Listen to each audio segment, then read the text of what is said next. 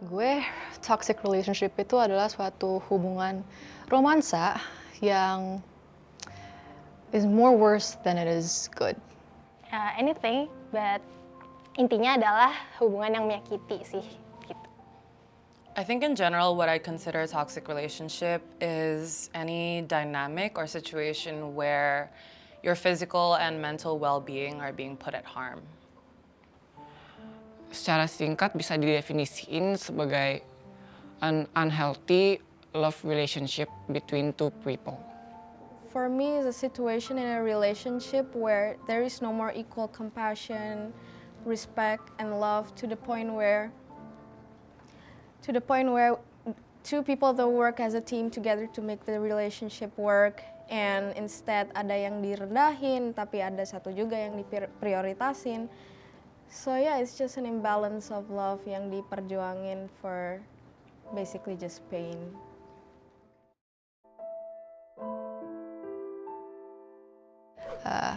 Manipulasi, gaslighting yang sering dibicarain banyak orang. Ada juga love bombing, being dishonest with your partner, constantly wanting your partner to do something that they don't want to do. Abusive relationship tapi yang bukan hanya secara fisik aja tapi juga dari perkataan. One time, a partner told me, "You wouldn't do that for me? I'd do anything for you, no questions asked if you asked me to." And that kind of made me feel, and he subdued it by saying that that's just his love language, acts of service. But the problem is when the acts of service isn't just like a one-way thing that they do out of genuinity, and they actually expect things in return. Like whatever they do, they expect you to do exactly the same, no questions asked. And I think at that point, you really start to lose your sense of rationality because you just get deluded by what this person is saying because you spend a lot of time with them because you're in a relationship. Abusive actions baik secara fisik atau non fisik. You know a relationship is toxic when it's draining you, when you know your feelings are invalid, when you literally have to beg for the bare minimum. Di saat kamu ngerasa insecure when you're not. And our partners just make us feel less than what we are, dan kita nggak dihargain, dan there's no empathy, dan nggak konsisten. Kita nggak tahu ini orang tuh baik atau enggak, and that's where the problem lies gitu loh. We know we don't deserve them, but we still fight for that. And if I can say that in words, a toxic person would stab you in the lungs and question you like, why are you having trouble breathing?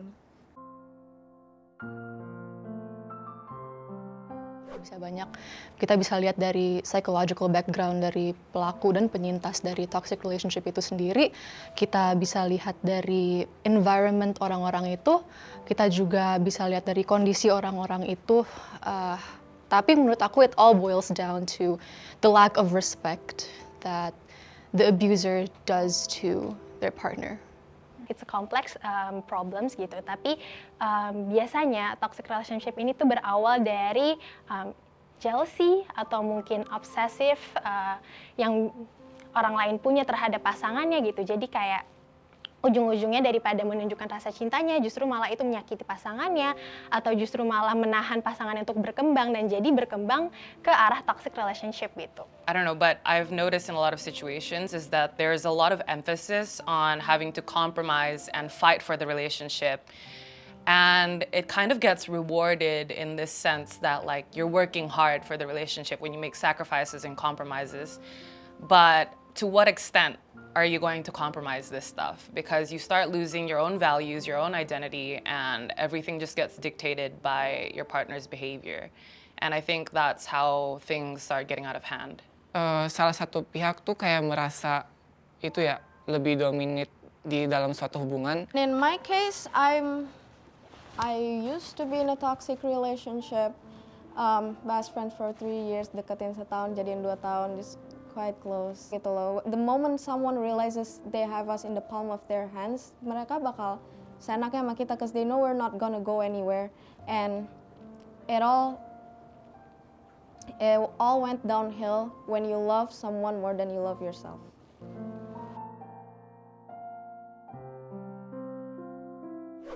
Cuman bisa karena terpaksa, kayak aku inget di social talk yang kemarin kita udah ngomongin tentang kekerasan seksual di mana ada unsur revenge porn juga, itu bisa jadi suatu alasan kenapa seseorang bisa merasa terjebak di toxic relationship, dan masih banyak lagi alasan-alasan lainnya seperti mungkin ketergantungan finansial atau ketergantungan emosional. Bisa aja ada harapan dari pasangannya kalau seandainya pasangannya one day akan berubah, atau ada di idea or the promise from pasangannya kayak someday I will fix this, it's something that I will fix in the future, atau it's something that yang disebabkan oleh lo gitu. Jadi orang itu ngerasa kayak oh orang itu akan bisa lebih baik kalau gue akan lebih baik gitu. Jadi kayak it's a vicious cycle di mana kedua orang itu nggak bisa mengakhiri hubungannya karena selalu ngerasa mereka bertanggung jawab atas toxic relationship itu sendiri gitu sih. We kind of have this subconscious archetype of a person that's like gullible and submits in daily life. So we kind of see it as this otherness, and we don't really admit to ourselves that that could happen to virtually anyone, especially if your whole shtick is like intellectual, independent woman, right? So it kind of really demeans your internal value, and you always think like, no, that can't be me. That can't be me. I'm so smart. That can't be me. It cannot, like that person cannot affect me.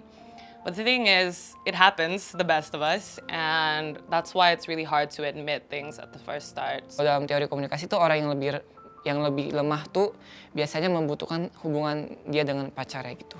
Jadi kenapa bisa bertahan ya? Salah satunya karena a person kayak she depends her life on this guy. Like where they question reality, mereka nggak tahu sebenarnya apa sih yang benar, apa sih yang enggak. Contoh kayak ya jelas-jelas salah, tapi kita kayak oh lebay, sensitif dan lain-lain. And you don't have your standards anymore. Saya lihat misalnya jika pasangan udah mulai berani memarah-marahi atau ngata-ngatain atau melakukan hal yang tidak sepantasnya dilakukan seperti memaksa pasangannya untuk melakukan hal-hal yang tidak dimaui, itu sudah menjadi bagian awal dari munculnya sebuah toxic relationship. Jadi itu harus diperhatikan sejak dini, dan apabila sudah terlihat bahwa hubungan ini sudah tidak sehat, get out.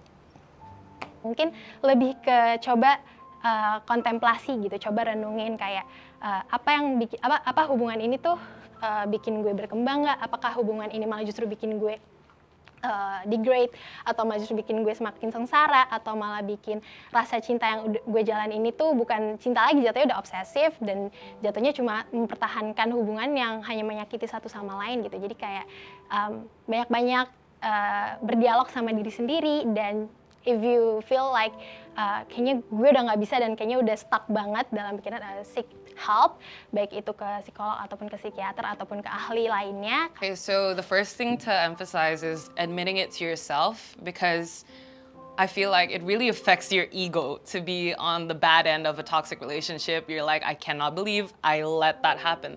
In reality, you didn't let it happen. You did not inflict this upon yourself. It's the other person. And I think the first step is to really admit it to yourself. And once you've admitted it to yourself, it's not that you'll be okay with it, but you'll feel a lot less shame when you start recognizing the reality of the situation. And from there, you can selectively choose who to open up to first. And I wouldn't recommend opening up to someone who dismisses these things and brushes them off merely. And I also wouldn't recommend opening up to someone who just tells you what you want to hear. Because at that point, when you're in that type of relationship, your perception of reality does get diluted. So it won't be productive to just talk to your friend who's just going to tell you, but they still love you, and stuff like that. That's just not productive. Seek social support. Perbaiki diri, do what you like, focus on yourself, and then you realize your self-worth. Coba mendekat ke orang-orang terdekat, ke teman-teman, ke keluarga, ke Tuhan maybe. And just find what you love and don't depend yourself, your happiness on someone.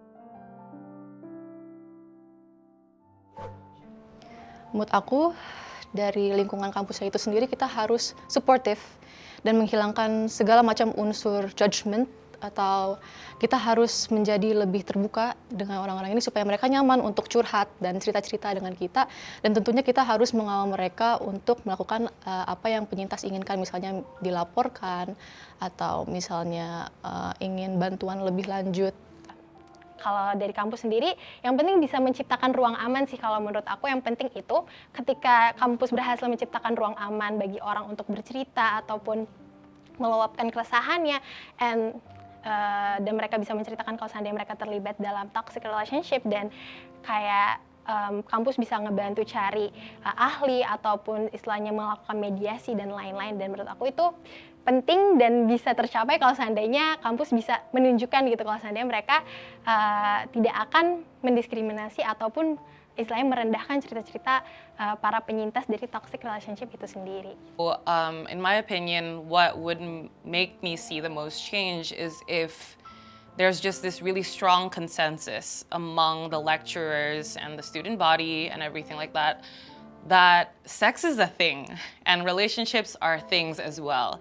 And once there's this strong consensus, people will be more open to talking about it and whether they have problems or not. So they'll feel less ashamed. It's like you don't want to be scared to come to your lecturer that somebody is plotting revenge porn against you.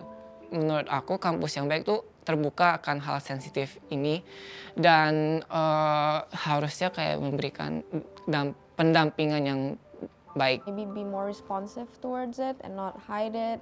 Dan juga mungkin ada sosialisasi atau penyuluhan tentang hukum yang berada atau consequences in doing abuse in toxic relationships, ataupun kita bisa ada counseling center yang udah collaborate sama psikolog dan lain-lain biar kita menciptakan ya tempat buat bercerita gitu.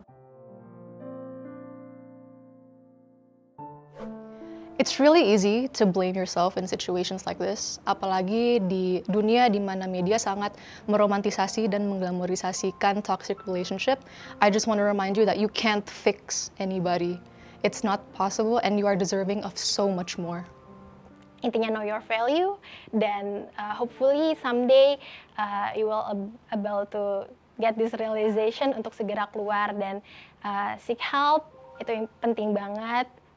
Kalau seandainya kalian punya orang yang terpercaya, please tell your best friend or anyone that you can trust kalau kalian butuh pertolongan gitu. Karena kalau the moment you ask for help gitu, pasti banyak orang yang bakalan mau bantu kalian, dan hopefully kalian bisa keluar dari toxic relationship itu sendiri.